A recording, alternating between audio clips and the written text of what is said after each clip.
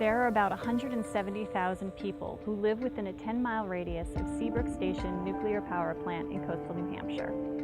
But many in the region don't think about Seabrook very often, how it powers our homes, or how it could impact the health and safety of our families. Thankfully, C-10 Research and Education Foundation is thinking about safety every day and monitoring airborne radiation levels in the areas surrounding the plant 24/7. The Citizens Radiological Monitoring Network is always there in the background, providing extra peace of mind even when we don't realize it. With support from the Commonwealth of Massachusetts, C-10 has been monitoring since 1991, soon after Seabrook went online. There are 6 Massachusetts cities and towns and 17 in New Hampshire that fall within the plant's 10-mile emergency planning zone. These communities partner with state and federal agencies, as well as the plant's owner, NextEra Energy Resources, for emergency planning drills and to provide information to the public. Seabrook Station has been helping to meet the region's energy needs since it went online in 1990. With its 1,200 megawatt capacity, Seabrook is the largest single supplier on the New England electricity grid, powering 900,000 homes daily. It directly employs about 500 workers and is an important part of the local economy. NextEra is currently licensed to operate the plant through 2030 and has already filed with the U.S. Nuclear Regulatory Commission for license extension through 2050. But as nuclear plants age, safety concerns are apt to rise. A reactor's fuel rods, pipes, tanks, and valves can leak due to mechanical failure or human error. NextEra is facing serious problems relative to degrading concrete at Seabrook.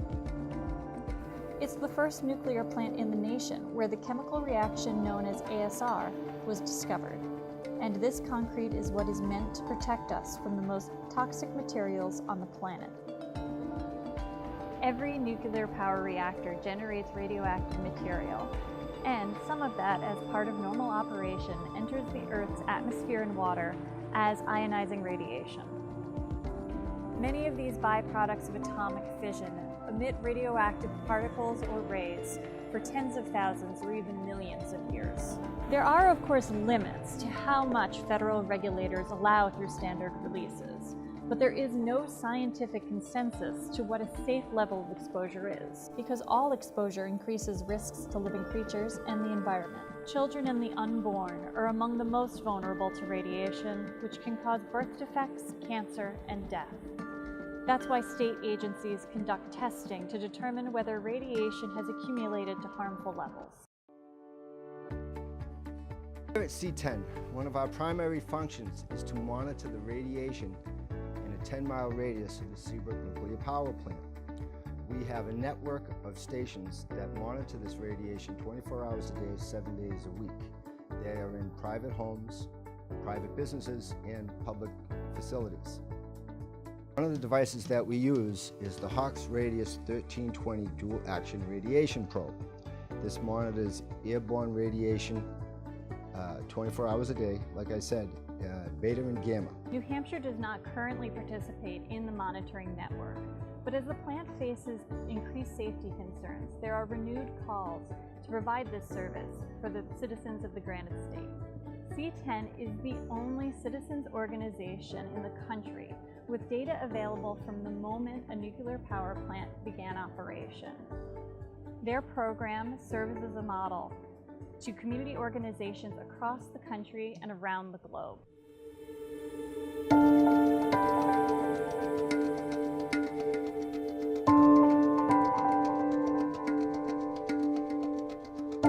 After the Fukushima disaster, researchers came to C-10 for advice in creating their own radiation monitoring network.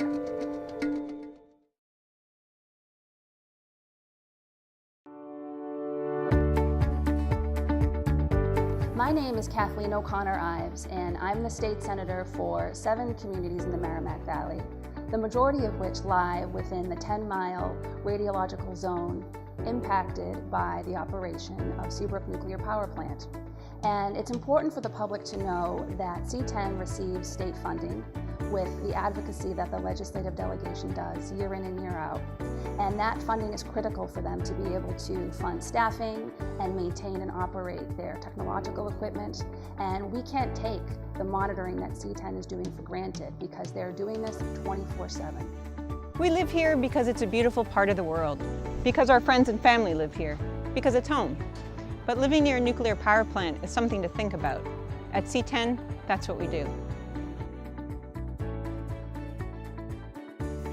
Learn more and get involved in C-10. For more information, please email info@c10.org or call 978-465-6646.